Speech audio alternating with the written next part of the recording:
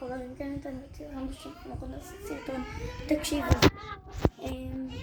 יהיה לו 500 שקל, כמו ששמעתם בערוץ שלי.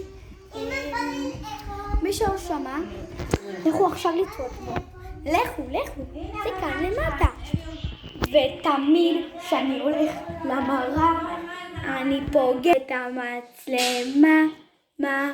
אתם שואלים למה הכל ככה גם פה? כי סבתא שלי בכל יום שבת בערב מסדרת. אז ככה זה אמור להיות כל היום. היא מביאה לנו 500 שקל, כמו שסיפרתי. היא אמרה לנו, אביא לכם עכשיו או לא אמרתם? ברור שעכשיו. למה? היא חושבת שנוותר. אז איתו. לא. ותקשיבו, מה אביה עושה פה? פה אני רואה את המצלמה שלי, האחת והיחידה. לא, היא המצלמה הבאה. ומה את עושה פה? אני לעשות כאלו דברים?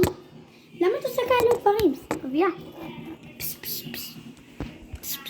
למה את עושה כאלו דברים, אביה?